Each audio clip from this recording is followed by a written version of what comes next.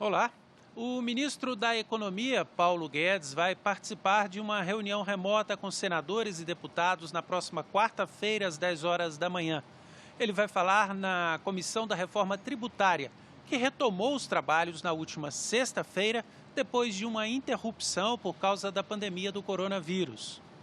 O presidente da Comissão Mista da Reforma Tributária, senador Roberto Rocha, confirmou que a primeira audiência pública nesta volta aos trabalhos será na quarta-feira, dia 5, quando os parlamentares vão ouvir o ministro da Economia, Paulo Guedes, a partir das 10 horas da manhã. Essa pauta é fundamental para o nosso país retomar o seu desenvolvimento. Vivemos um momento muito sério de saúde das pessoas, mas também vivemos um momento muito sério de saúde das pessoas jurídicas, não só das pessoas físicas, que destruiu, derreteu milhões de empregos. E a reforma tributária, sem dúvida, é uma ferramenta indispensável na retomada desse desenvolvimento para a geração desses empregos, dos que foram perdidos e muitos outros que serão criados. Eu confesso que eu esperava mais no projeto que o governo mandou, que simplesmente eu acho que foi tímida a participação, é uma perspectiva de fatiamento que pode alongar demais um debate que já vem se estendendo desde a promulgação da Constituição de 88. Eu acho que nós temos que simplificar, é óbvio. Eu acho que não dá para aumentar a carga tributária, é óbvio. Nós temos que fazer uma coisa justa. Os mais pobres desse país é quem mais paga tributo. O governo podia pegar o governo atual e mostrar à sociedade e tomar uma conduta diante disso que nenhum outro teve coragem de enfrentar. Essa é a realidade. Então, se você cobra 50% dos impostos no produto do consumo, quem está pagando são os pobres. Na primeira quinzena de outubro, a comissão pretende votar uma proposta de reforma tributária que unifique o texto que Paulo Guedes entregou em julho com as propostas de emenda à Constituição que já vêm sendo discutidas pelo Congresso. Em seguida, esse texto unificado seguirá para votação na Câmara e depois no Senado. Alguns estudos foram publicados, inclusive aqui gostaria de destacar um do professor Braulio Borges, da Fundação Getúlio Vargas, que demonstrou nesse estudo o impacto positivo na nossa economia com o crescimento do nosso PIB através da aprovação de uma reforma tributária de 20 pontos percentuais no PIB nos próximos 15 anos. Antes da pandemia do coronavírus, a comissão chegou a fazer 2 sessões. Os trabalhos foram suspensos justamente quando o ministro da Economia seria ouvido em audiência pública.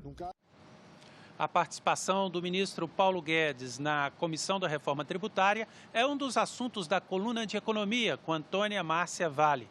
Ela também destaca outras informações econômicas que devem ser divulgadas nesta semana. Olá, Ronaldo. Agosto começa mesmo com tudo. O vento nordeste que varre Brasília neste mês aumenta a seca e costuma movimentar a vida política e econômica. Amanhã começa a 5ª reunião do ano do Comitê de Política Monetária do Banco Central, o Copom. E a expectativa de alguns analistas de mercado com quem conversei mais cedo é que desta vez o comitê mantenha a taxa nos atuais 2,25% e deixe para baixar mais nas próximas reuniões. E a gente segue esperando que os bancos decidam baixar as taxas que cobram dos clientes, que continuam altas.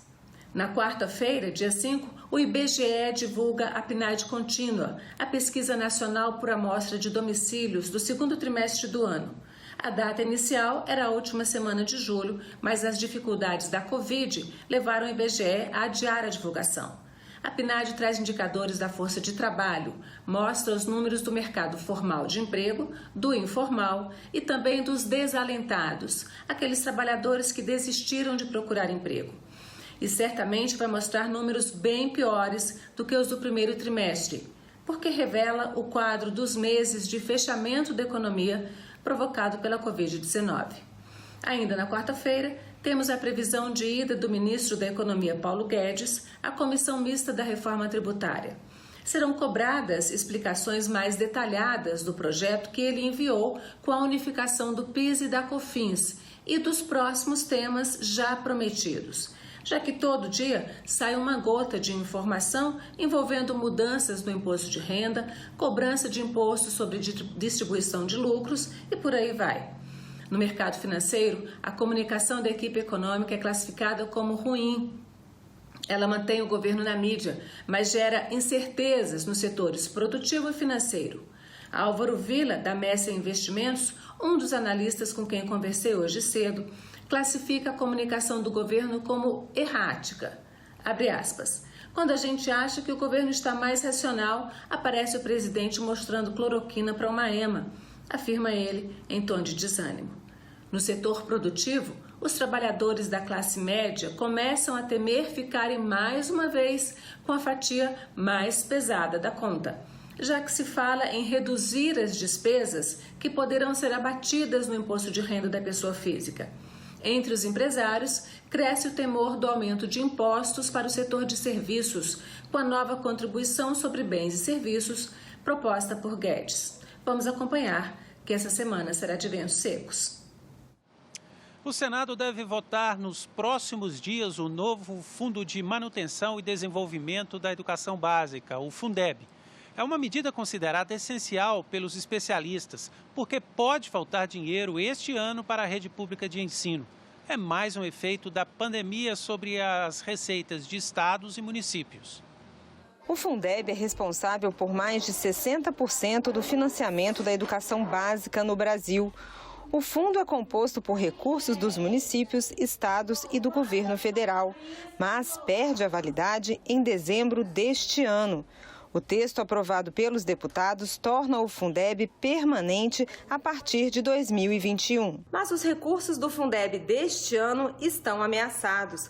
Por causa da pandemia do novo coronavírus, houve uma expressiva queda na arrecadação de estados e municípios e isso pode comprometer a composição dos recursos do fundo a partir de agosto deste ano. Segundo pesquisa do movimento Todos pela Educação, a queda de arrecadação dos estados varia de 9 a 28 bilhões de reais apenas de recursos vinculados à educação. Um auxílio adicional, pensado também nessa carência de educação, ajudaria muito estados e municípios.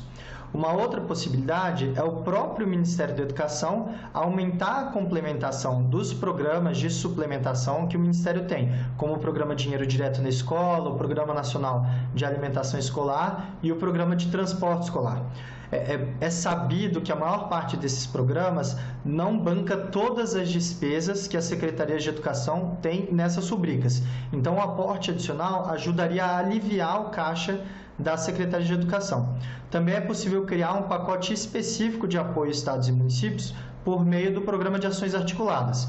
Então, tem um conjunto de medidas que tanto o Executivo quanto o Legislativo podem puxar nesse momento para apoiar as redes de ensino nesse momento tão vulnerável. A pandemia pode dificultar, inclusive, o pagamento do novo percentual que o governo federal deverá pagar para compor o fundo. O texto aprovado pela Câmara dos Deputados aumenta gradativamente os recursos federais, que devem passar dos atuais 10% para 23% em 2026. A situação que o país vai sair da crise da Covid-19 vai ser uma situação fiscal muito crítica, muito complicada. E a elevação dos gastos públicos nesse momento pode tornar essa situação ainda mais complicada. Então, há que se tomar cuidado os valores que vão ser repassado da União para o Fundeb. A redução de desonerações fiscais é uma das sugestões para que o governo federal possa pagar a sua participação no fundo. Atualmente, elas são da ordem de 400 bilhões de reais. Há várias desonerações que a gente podia citar, o Simples Nacional, Zona Franca, entidades filantrópicas. A gente tem uma série de instituições que recebem benefícios fiscais, não só da União, como dos estados e municípios. Na medida em que a gente reduz um pouco esses benefícios, a gente abre espaço para que isso possa ser feito. Lógico que a pandemia vai trazer sérios problemas no pós-Covid. Nós teremos a recuperação da economia mais lenta. Então, sim, vai diminuir os recursos no primeiro momento. Agora, a educação também mata. E ela não mata alguns pacientes. A educação mata uma geração toda. Então, nós temos que dedicar recursos também para a educação, né, que é prioridade. Educação não existe, não tem como solucionar nenhum problema. Né? Mesmo a questão do Covid sem educação, sem ciência e tecnologia. Quando nós pensamos nos estados e municípios e aprovamos uma legislação para compensar perdas de arrecadação, estamos pensando juntos também na complementação necessária à educação.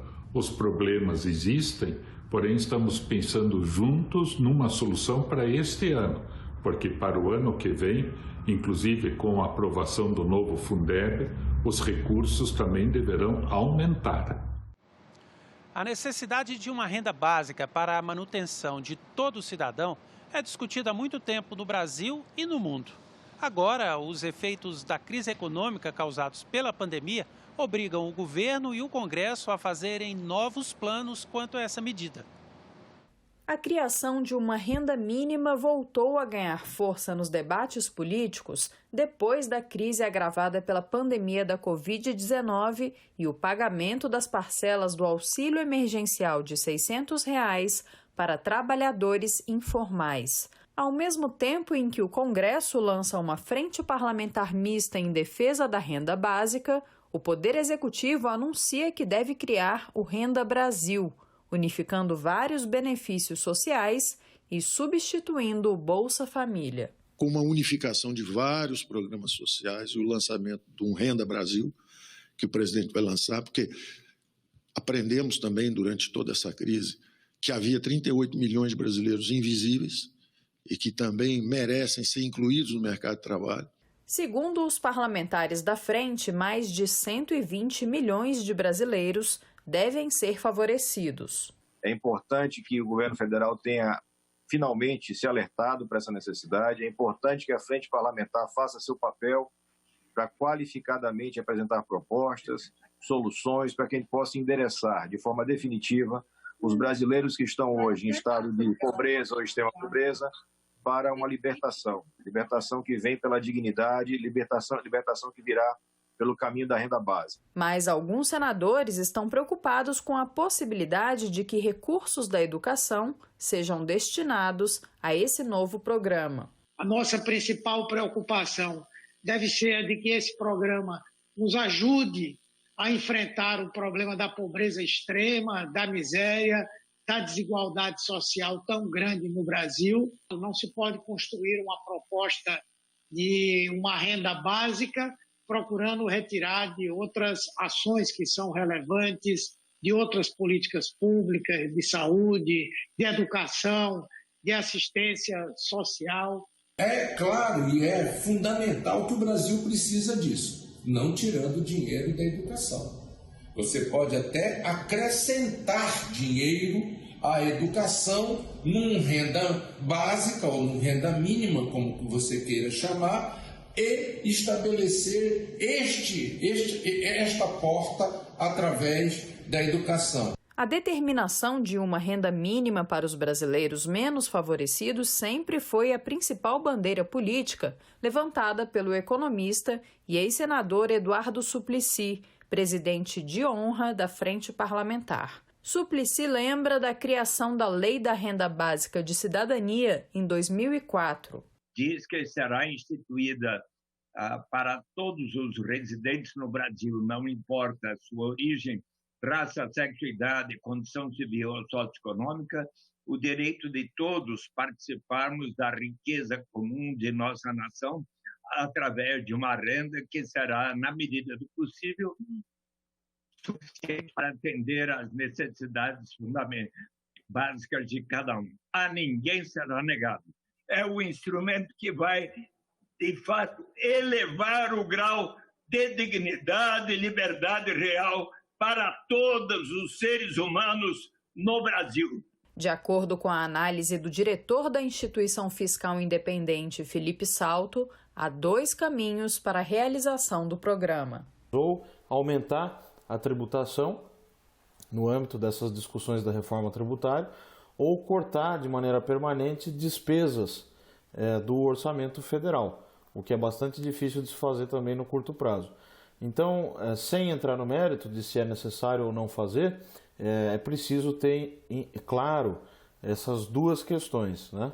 A importância de se discutir o programa novo dentro do arcabouço social de benefícios sociais vigente e como financiá-lo. Não é fácil financiá-lo, é bom lembrar que a crise fiscal é bastante profunda, não vai ser fácil de manejar essa questão fiscal a partir do ano que vem, então todo o gasto adicional que se pretenda realizar tem que ser discutido dentro desse contexto maior. Mais de 19 mil médicos já foram contaminados pelo novo coronavírus desde o início da pandemia no Brasil. Na linha de frente do combate à Covid-19, muitos desses profissionais, além de contrair o vírus, sofrem com a falta de garantia do salário mensal quando tem que se afastar para o tratamento. Um projeto em análise no Senado pode resolver essa situação. A luta é diária no campo de batalha a que estão submetidos contra o inimigo invisível, o novo coronavírus. Os médicos correm para salvar vidas, mas a deles mesmos está em perigo permanente. Muitas vezes, eles são obrigados a deixar a linha de frente do combate para cuidar da própria saúde. De acordo com o Ministério da Saúde, até o início de julho, 19 mil médicos foram infectados pelo coronavírus. Como reconhecimento do trabalho desses profissionais, tramita no Senado um projeto de lei de autoria do senador Rogério Carvalho que garante a remuneração integral aos médicos afastados por Covid-19. Mesmo com todos os brasileiros aplaudindo a dedicação destes heróis, eles não tinham a garantia de renda durante o período de afastamento. Agora, com a nossa proposta de lei, queremos que estes profissionais tenham esta garantia. Se permanecerem afastados por mais de 15 dias, não precisarão de perícias ou burocracia para manter a renda. A classe médica apoia a iniciativa. São profissionais que estão na linha de frente, arriscando sua vida, e nada mais justo que dar a esses tipos de profissionais uma remuneração integral de seu salário enquanto se recuperam desse tipo de doença. Para o Conselho Nacional de Saúde, a proposta é justa também para os demais profissionais da área, uma vez que constituem uma equipe interprofissional e são essenciais para a saúde. Fica o nosso apelo no sentido de uma ação que venha contemplar, né, todos os profissionais de saúde que estão tendo um desempenho brilhante nesse período de crise sanitária, a maior do último século. Nós ficamos por aqui. Você pode rever as reportagens desta edição na nossa página na internet, senado.leg.br/tv. Obrigado pela audiência e continue sintonizado na TV Senado.